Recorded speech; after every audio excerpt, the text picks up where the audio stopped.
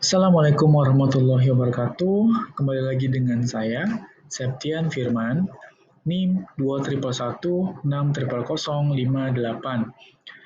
Di video kali ini, saya akan kembali melakukan review jurnal dengan judul A Protocol for Packet Network Intercommunication yang ditulis oleh Vinton J. Cerf dan Robert E. Kahn. Yang melatar belakangi dari penulisan ini, saya jabarkan ada dua hal. Yang pertama, makalah ini menguraikan struktur protokol yang dapat digunakan untuk komunikasi antar jaringan. Penulis menyadari bahwa pentingnya kebutuhan komunikasi internetwork untuk dapat memanfaatkan jaringan paket switching secara maksimal. Kemudian, dalam konteks ini, penulis mencoba untuk membangun konsep dari penelitian sebelumnya, serta memberikan kontribusi studi mereka tentang bagaimana mengimplementasikan protokol komunikasi yang memungkinkan pengiriman pesan antar mesin dalam jaringan terkirim dan diterima dengan baik. Pada makalah ini, penulis menjelaskan beberapa bagian. Ya, di sini saya merangkum ada 3 hal utama ya. Sebagian besar yang dibangun atau yang diterangkan oleh penulis. Yang terdiri dari, pertama, penulis menerangkan desain dan filosofi protokol yang dapat mendukung berbagai sumber daya yang ada di berbagai paket switching jaringan dengan menerangkan gagasan gateway. Kemudian, fleksibilitas pengurutan nomor urut paket dari pengirim dan penerima. Dan yang terakhir, yang ketiga, mengimplementasikan atau implementasi tentang bagaimana koneksi dapat dibuat, dipelihara, dan dihancurkan untuk mengirim dan menerima TCP. Penulis menerangkan gateway sebagai suatu gagasan ya yang dapat digunakan pada berbagai macam paket switching. Nah, apa itu gateway? Ya, gateway adalah sebuah perangkat yang digunakan untuk membangun atau menghubungkan jaringan komputer satu dengan yang lainnya yang menggunakan sistem protokol informasi berbeda. Router menghubungkan beberapa jaringan komputer sekaligus sehingga jangkauannya menjadi semakin luas. Pada dasarnya, jaringan komputer dengan protokol berbeda tidak dapat saling disambungkan. Perangkat komputer tersebut pun tidak bisa saling mengakses informasi. Namun dengan adanya gateway yang telah terhubung pada beberapa jaringan komputer tersebut, maka secara otomatis akses informasi pun dapat berjalan dengan lebih lancar. Di sini saya akan mencoba menggambarkan komunikasi antar komputer pada satu jaringan yang sama. Di sini saya analogikan ada 3 buah PC. Ada 3 buah PC yang terhubung dengan sebuah perangkat switch ya. Di mana ketiga PC tersebut menggunakan atau berada pada jaringan yang sama, yaitu dengan jaringan 192.168.1.0/24, di mana masing-masing PC kita beri alamat ya. Yang PC A itu alamatnya di 192.168.1.1, yang B 192.168.1.2 dan C 192.168.1.3. Oke. Di mana untuk melakukan komunikasi antar satu dengan yang lainnya ini bisa langsung terkoneksi ya dengan menggunakan switch. Seandainya komputer A mengirim data ke komputer B, nah, begitupun sebaliknya, atau komputer A ke komputer C, begitupun sebaliknya, data bisa langsung terkirim ya, paket bisa langsung terkirim karena berada pada jaringan yang sama. Nah, kemudian yang gambaran kedua adalah komunikasi antar komputer pada jaringan yang berbeda. Nah, di sini saya menganalogikan ada 3 buah PC juga sama, namun satu PC memiliki alamat atau network yang berbeda ya. Nah, di sini komputer B dan komputer C itu merupakan satu segmen jaringan yang sama ya, 192.168, 1.2, yang satu 192.168, 1.3. Nah, komputer B dan komputer C bisa saling berkomunikasi karena berada pada jaringan yang sama. Sedangkan komputer A ini tidak bisa melakukan komunikasi ke komputer B dan ataupun komputer C.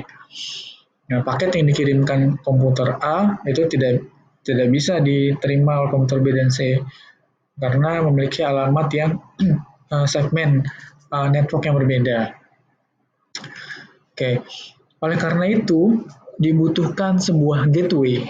Nah, di sinilah peran gateway yang menghubungkan dua jaringan atau network yang berbeda. Di sini di gambaran ketiga ini saya coba menggambarkan analoginya. Kita bagi menjadi dua buah jaringan. Ya, kalau yang contoh sebelumnya adalah sebuah jaringan yang sama yang dihubungkan dengan switch. Nah, di simulasi ini atau di gambaran ini saya mencoba membagi kepada dua segmen ya, yaitu network 1 dan network 2, di mana setiap network ini terhubung oleh gateway. Nah, gateway ini yang meneruskan paket atau meneruskan informasi ke jaringan tetangganya lah, ibaratnya yang terhubung dengan gateway tersebut. Nah, jadi gateway ini memiliki interface atau bisa dianalogikan tangan lah, tangan kanan untuk network 192.168.1.0, kemudian yang tangan yang sebelah kiri itu menghubungkan network 192.168.2.0. Nah, jika ada request dari atau pengiriman paket dari komputer A ke komputer B, maka komputer A akan mengirimkan paket dikirim ke gateway terlebih dahulu. Nah, dari gateway dicek paket tersebut dari alamat IP berapa menuju ke alamat IP berapa, kemudian portnya apa, kemudian sequence numbernya berapa gitu. Jadi informasi headernya itu dibaca oleh gateway kemudian diteruskan ke network tujuan seperti itu. Kemudian cara kerja gateway ya. Dikarenakan gateway berperan untuk meneruskan paket, ya, sehingga gateway harus mengetahui identitas dari paket tersebut.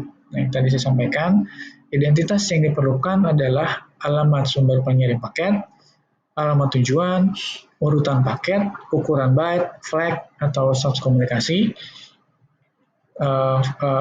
flag atau status komunikasi. Informasi tersebut dinamakan header internetwork ya.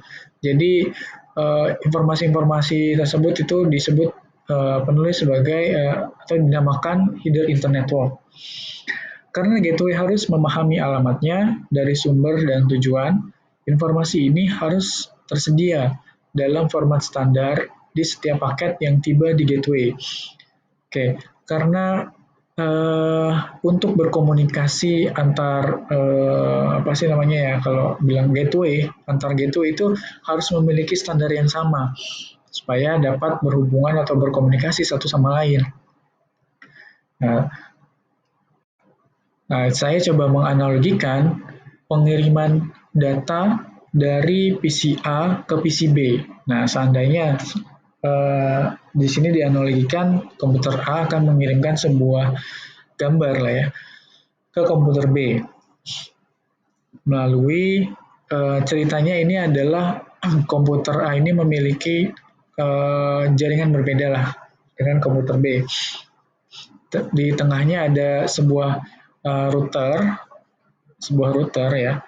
Nah, mekanismenya seperti apa sih pada saat pengiriman data? Oke, nah komputer A ini akan memecah data menjadi beberapa bagian. dan mengirimkannya satu persatu sampai semua bagian terkirim ke perangkat tujuan.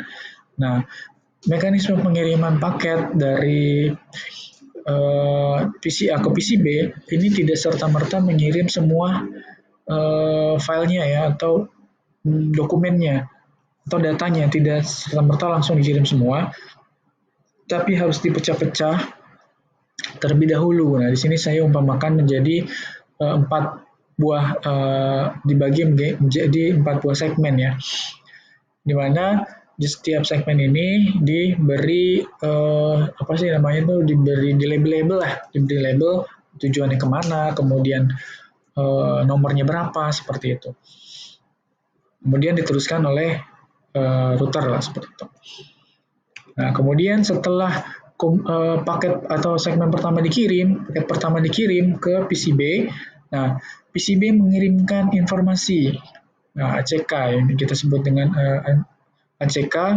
Nah, di sini ketika file atau nomor urut pertama sudah dikirim, maka PCB akan mengirimkan informasi ACK yang memberikan informasi ke komputer A bahwa file 1 sudah diterima, kemudian saya minta file yang kedua. Nah, seperti itu ya.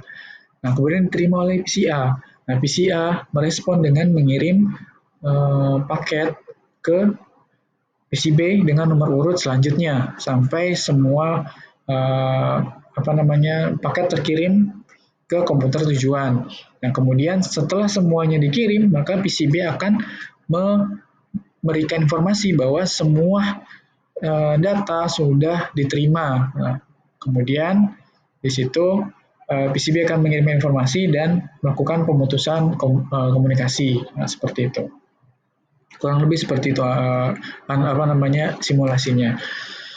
Nah, kemudian jika PCB tidak mengirimkan ACK atau segmen hilang di tengah jalan, maka PCA akan mengirimkan kembali segmen yang hilang. Nah, seandainya seperti ya, kalau PCB ini tidak merespon atau paketnya itu tidak sampai ya di tengah jalan, maka PCA ini akan melakukan pengiriman paket kembali ya ke PCB, seperti itu.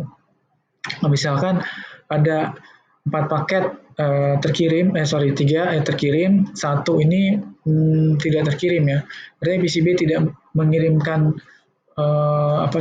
ACK ya ke PCA, maka PCA ini akan mengirimkan paket yang terakhir yang hilang tersebut ke PCB sampai PCB memberikan respon. Nah, seperti itu. Kurang lebih seperti itu gambaran dari apa yang saya saya review dari jurnal tersebut. Kurang lebih mohon maaf. Assalamualaikum warahmatullahi wabarakatuh.